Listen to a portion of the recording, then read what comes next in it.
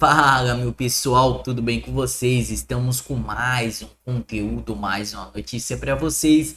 E hoje estamos aqui com o canal do Delta. Todos suscretam ao canal do Delta. O link do canal dele, pessoal, está aqui na descrição e no comentário fixado. Então já acompanhe ele lá. E para quem acompanha o nosso canal aí, já deixe o seu like, se inscreva no canal e ative o sininho de notificações para você ser notificado de todos os nossos vídeos aí.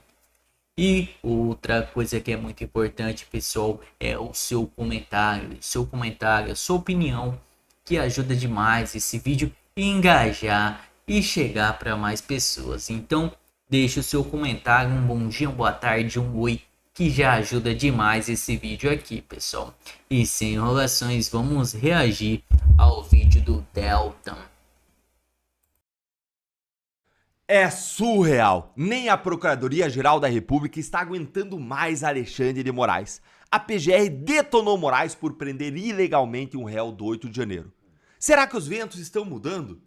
Bom dia, bom dia, bom dia para você, porque o dia começa é muito bom quando a gente começa o dia com a própria PGR, que é uma das maiores autoridades do país. E, aliás, que é aliada do Moraes do STF, ela própria detonando o próprio Moraes por mais uma ilegalidade, por um excesso, por um abuso. Mas esse aqui tem algo diferente que eu vou contar para você. Agora, eu jamais imaginei que ia ver uma coisa dessas. A PGR realmente criticando o Moraes por prender ilegalmente um réu do 8 de janeiro. Olha só o que saiu aqui na coluna do Estadão. Gonê aponta erro em decisão de Moraes e pede liberdade a réu do 8 de janeiro. Gente, que vergonha! Que vexame pro Moraes. Olha, o Moraes aqui ele vai ficar até aqui envergonhado. Ele que nos acompanha aqui do ladinho nos vídeos, ó, vai ficar aqui no cantinho pensando. Que vexame. Lembre que o próprio Moraes, ele indicou o PGR Gonê pro cargo. Ele fez lobby pelo Gonê junto a Lula. Isso toda a imprensa noticiou. E agora o PGR Gonê, ele tendo que dizer nos autos que o ministro cometeu uma ilegalidade prendendo alguém que jamais deveria estar preso. Deltan, mas que história é essa? O que aconteceu? Olha, o que aconteceu foi o seguinte. Um réu do 8 de janeiro, o Divânio Natal, guarde seu nome, Divânio Natal. Essas pessoas que são abusadas, tem que guardar o nome delas, que são provas das ilegalidades, como a Cristiane Angélica, como a Débora do Batom, como o Lucimário Benedito. A gente tem que gravar esses nomes. Esse é Divânio Natal. E ele é réu no STF por incitação ao crime e associação criminosa. E aí ele cumpria medidas cautelares lá na casa dele com o uso de tornozeleira eletrônica. Só que, subitamente, Moraes ordenou a prisão preventiva dele por ter supostamente rompido a tornozeleira eletrônica e estar foragido. Só que, quando a polícia chegou na casa dele para prendê-lo, encontrou ele lá, normalmente, usando a tornozeleira. E ainda assim foi preso. Como assim? Acompanha aqui essa história pra lá de surreal. Aí, ó. Na última semana, a defesa do réu havia afirmado que Natal cumpria as medidas cautelares em Uberlândia, comparecendo semanalmente ao fórum da cidade. Assinava um documento no terceiro andar do prédio, mas passou a fazê-lo no primeiro andar do prédio por orientação da atendente. A Justiça Mineira, contudo, ela não considerou essa mudança, não registrou lá, e aí enviou dados errados ao STF, ainda segundo a defesa, que diz que o defensor anterior ignorou o caso. Sim, você não entendeu errado. O Divânio ele ia semanalmente ao fórum da cidade, assinando a documentação no terceiro andar, mas aí um atendente do fórum orientou ele que a partir de agora seria no primeiro andar. Só que simplesmente esqueceram de avisar nos autos, de registrar, de mandar a informação para o STF. E aí o que aconteceu? O Moraes considerou que ele tinha rompido a tornozeleira eletrônica, que ele não estava mais indo para o fórum para registrar a presença, comparecendo ao fórum e que ele tinha fugido. E por isso ele está preso ilegalmente, injustamente, erradamente. Está preso desde abril, há 6 meses. 6 meses preso, ilegalmente, incorretamente. 6 meses a pessoa com a sua vida privada de liberdade. Olha aqui o que a advogada comentou. Uma sucessão de erros grotescos. Chega a ser diabólico o desprezo que os réus do 8 de janeiro são tratados pelo Poder Judiciário brasileiro. Foi o que escreveu ali a Taniele Teres, que assumiu o caso no último dia 6. E aí, é claro, nem a PGR, nem o PGR Paulo Gonê tancou isso aí. E teve que criticar o Moraes por mais esse abuso. Olha aqui, são palavras do PGR, aspas aí. O documento também confirma as alegações da defesa, ou seja, a defesa está certa, o PGR reconheceu, no sentido de que o réu vinha cumprindo regularmente as cautelares antes de ser preso. Ou seja, a prisão foi indevida, ilegal, abusiva, e acrescentou Gonê.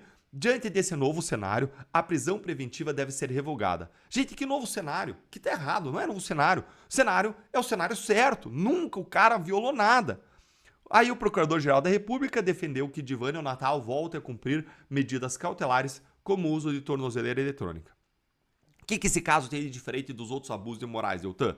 Nos outros abusos, o Moraes ele rasga a Constituição e a lei, e aí a gente fica discutindo o que era legal, o que era ilegal, o que era constitucional, o que era inconstitucional, o que podia ou não podia fazer, e o Moraes joga uma carta coringa na mesa, que ele tem lá na manga, e diz: eu é que digo o que a Constituição e a lei diz, eu sou o Supremo, então eu estou certo na minha visão errada da Constituição e da lei. Só que nesse caso aqui é diferente, porque é a base fática da prisão que não existe. E está provado que o réu não fugiu, que o réu não deixou de comparecer no fórum, que ele não rompeu a tornozeleira. Então foi um erro judicial crasso. É como você prender a pessoa errada só porque ela tem o mesmo nome do réu, porque é um homônimo. Gente, presta atenção nisso. Cada um tem direito à sua opinião, mas as pessoas não têm direito aos seus próprios fatos. Fatos são um só, a verdade é uma só. O que aconteceu ou não aconteceu é um só. E esse caso agora ficou claro o que aconteceu, que o cara não fez nada de errado para ser preso. Então é um caso clássico de erro judicial. Como foi também o erro judicial de Moraes com Mero Marquesi, deputado estadual aqui do Paraná. Um cara trabalhador, lutador, honesto, correto, um dos melhores deputados estaduais da história do Paraná, de direita, corretíssimo, que lutava contra a corrupção. E aí o que aconteceu com ele? Ele teve as redes sociais caçadas, tudo errado, com base num fato que não existiu. Aí um juiz aqui do Paraná reconheceu que estava tudo errado e deu uma indenização para o Mero Marquesi. E o que o Moraes fez? Cassou a indenização e mandou investigar o juiz. Olha a que ponto nós chegamos. E agora veja a reação do STF nesse caso, do Divânio Natal. Guarda o nome, Divânio Natal. Veja a reação do STF. O que o STF fez? Reconheceu o erro? Mandou indenizar o sujeito? Pediu desculpas? Procurado, o STF não comentou, silenciou. Porque é fácil, né? Prender as pessoas ilegalmente e depois não se responsabilizar por isso, né, Moraes? Esconder a mão, né? Bater e esconder a mão. É isso, né? Que vergonha, gente. Que vergonha, não é só injustiça, é a falta de postura, de accountability, de assumir a responsabilidade por parte das nossas autoridades, que dão um mau exemplo, depois querem que as pessoas na sociedade assumam as responsabilidades pelos erros, quando vocês dão um mau exemplo. E se vier a indenização pelo erro agora, a ação de indenização, o que você vai fazer, Alexandre de Moraes? Vai caçar de novo e mandar investigar o juiz para esconder os seus erros? Que absurdo. Gente, olha, isso aqui é surreal. E a grande imprensa, vez por outra, aparece com essas matérias, contando aquilo que a gente já sabe, que Moraes abusa do seu poder. Agora, sabe quem que sempre fez isso? Que sempre defendeu a verdade e a justiça, e não só às vezes? É a Gazeta do Povo que critica os abusos do STF desde 2019. É lado na cúpula do judiciário e abala as estruturas aí da cúpula do judiciário brasileiro. E é pior do que você pode pensar ou imaginar. Se você já se perguntou se existe ou como funciona a corrupção no Poder Judiciário, essa análise que eu vou fazer agora para você vai tirar todas as suas dúvidas, porque mostra como que o monstro da corrupção também está lá. Também está lá no gabinete dos juízes. E não é de qualquer juiz, não. É nos gabinetes dos ministros do STJ, que é o segundo tribunal mais poderoso do país, abaixo apenas do Supremo. E com várias conexões e ligações com o próprio Supremo. Eu vou te explicar aqui exatamente como que funcionam os esquemas dentro dos tribunais, o que foi revelado, e no final eu vou responder a uma singela pergunta. E o STF? E o STF? Bora lá então! A Polícia Federal concluiu em um relatório preliminar que há provas robustas de um esquema estruturado de manipulação e venda de sentenças de ministros do STJ. Esse relatório ele foi entregue ao Supremo, porque como os ministros do STJ têm foro privilegiado de frente daqueles pobres coitados do 8 de janeiro, a investigação corre por lá. E o relator é Zanin. Vamos lembrar, Zanin, num passado próximo, não tão distante, na Lava Jato, Zanin também foi acusado de participar de um esquema de corrupção envolvendo o STJ. Mas isso foi tudo previsivelmente anulado, como sempre acontece no Brasil. Então, se Zanin agora é o relator, será que tem chance de dar certo? Tem chance de avançar? Pelo menos a gente descobriu como que funciona o esquema no STJ. Como que funciona, Deltan? Funciona como um mercado paralelo de influência. A propina é paga aos assessores dos ministros do STJ por meio de contratos fraudulentos, de honorários advocatícios ou então de consultoria, que são fechados com escritórios de advocacia. Ou seja, as empresas, as partes que querem comprar uma sentença, uma decisão judicial, fecham um contrato milionário de honorários com o escritório de advocacia que não vai prestar serviço nenhum. É apenas ali um contrato de fachada para repassar a propina para que lá depois os assessores do gabinete que vendeu a sentença possam receber esse dinheiro. As sentenças elas são previamente combinadas. O processo é manipulado pelo assessor para que a decisão seja exatamente como a parte precisa que seja. Justiça virou mercadoria. Você paga pela entrega. O entendimento é comprado. Em vez de entendimento seguir a lei, a Constituição, os fatos, não, ele é comprado, ele é vendido. Balcão de negócios. A gente pode dividir os criminosos em 3 núcleos. O primeiro desses núcleos é o dos servidores que vendem a sentença, que vazam informações sensíveis e antecipam as decisões. Um segundo núcleo é dos advogados e lobistas que buscam clientes interessados em comprar sentenças e têm o contato aí com a STJ. E o terceiro núcleo é o núcleo dos empresários, vamos dizer assim, os consumidores desse esquema de propinas, que compravam e pagavam as propinas em troca de decisões favoráveis. Mas peraí, Deltan, não tá faltando um núcleo não, hein? O que tá faltando aí, pessoal? Conta aí nos comentários, o que tá faltando? É o núcleo dos ministros. Só que o núcleo dos ministros atua ali junto, dentro, com o núcleo 1 dos assessores. Só que é mais difícil chegar neles. Eles se protegem atrás dos assessores. Tendo o envolvimento deles, eles se protegem atrás. E vamos ver agora que provas que vão surgir contra eles. Agora, se esse caso está no STF, é porque surgiu indícios do envolvimento de ministros. E o esquema, gente, é gigantesco. É uma verdadeira ali, rede de intermediários, de operadores e servidores do tribunal. Vários desses servidores eles foram afastados das suas funções. Deltan, o que se quer dizer quando se fala servidores? Assessores. Vários desses servidores é servidor público, assessor dos ministros. Vários desses servidores foram afastados das suas funções e foram alvo de mandados de busca e apreensão. E eu quero trazer aqui para vocês alguns trechinhos desse relatório que foram revelados aí pelo Jornal Nacional. Essa aqui é a matéria do Jornal Nacional, para dar o devido crédito. A matéria diz aqui, ó, relatório preliminar aponta elementos que confirmam esquema para manipulação e vendas de decisões judiciais do STJ. E aí vem um trechinho aqui que eu quero destacar para vocês. Os investigadores analisaram uma série de mensagens que revelam ações que seguiam padrões típicos da atuação de organizações criminosas, como o uso de linguagem cifrada, codinomes, laranjas e empresas de fachada. Para tentar maquiar as negociações, a PF diz que o grupo recorria a expressões como "a obra está pronta". Que obra, hein? Que obra! Isso correspondia a uma minuta de decisão finalizada. Faltam os retoques do patrão. Indicava a necessidade da assinatura pelo ministro. E orçamento era usado para se referir aos valores ajustados. Como eu disse, um grande balcão de negócios. E olha que beleza! Os envolvidos eles tinham uma vida de luxo, movimentando valores fora da sua capacidade financeira, ostentando itens até como relógios da marca Rolex. Na casa de um dos investigados, um advogado, foram encontradas 3 caixas de Rolex e um cupom fiscal de um deles revelou o valor da compra. R$106 mil num relógio. Gente, isso é muito dinheiro. Não é relógio para classe média, não. Classe média, segundo o Lula, ostenta, né? Isso é relógio padrão Lula. Não é classe média, não. É relógio padrão Lula. R$106 mil pagos em espécie, ou seja, dinheiro vivo. Por enquanto, a Polícia Federal não imputou ainda a prática de crimes a nenhum ministro do STJ, apenas a assessores. Mas até quando que isso vai ficar assim? Há 2 perguntas aqui. A primeira é, como se vendiam sentenças aos gabinetes sem que os ministros soubessem?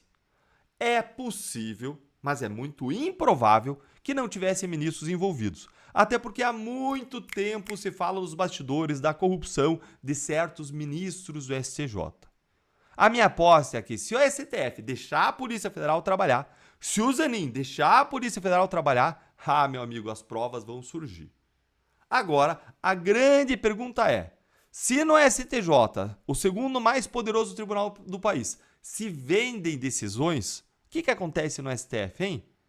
Lembrando que ministros como Dias Toffoli, por exemplo, já foram delatados por isso por Sérgio Cabral, que disse que Toffoli vendeu decisões judiciais quando ele estava no TSE por 4 milhões de reais. Essa delação do Cabral, é claro, foi convenientemente anulada. Anulada, veja só, pelo STF. Com o voto, adivinha de quem? Do próprio Toffoli. O próprio Toffoli participou ali da decisão que anulou a delação contra ele. Ah, Deltan, não é possível. Ele é impedido. É claro que é impedido. É claro que não era possível. Mas, é sim possível. Olha o Alexandre de Moraes. Ele faz o que quer. Até quando a corrupção no Poder Judiciário vai ser escondida? Até quando ela vai ser ocultada? Até quando ela vai ser blindada? Ah, Deltan, mas o que nós podemos fazer, hein? A solução é clara, gente. Não quer dizer que seja fácil, ela é difícil, mas é clara. O Brasil precisa muito ser passado a limpo, com leis duras contra a corrupção que coloquem bandidos na cadeia, como as 10 medidas contra a corrupção que nós propusemos, defendemos, receberam mais de 2 milhões de assinaturas em apoio, mas foram enterradas. Para, meu pessoal, o que vocês acharam do vídeo? Deixa a sua opinião aí nos comentários, que é muito importante pra gente saber qual que é a sua opinião e ajuda demais esse vídeo chegar para mais pessoas. Então já deixo a sua opinião. Um bom dia, uma boa tarde, um oi, que ajuda demais. E sem enrolações, pessoal, já vamos aqui. Conexão Política, o site que traz a verdade ao povo. Benefício Supremo. Barroso terá segurança vitalícia após a aposentadoria do STF. A decisão que estende a proteção permanente ao ministro aposentados foi aprovada pelo próprio Supremo em junho deste ano. O ministro Luiz Roberto Barroso, de 67 anos, passará a contar com segurança vitalícia após sua saída do Supremo Tribunal Federal, STF.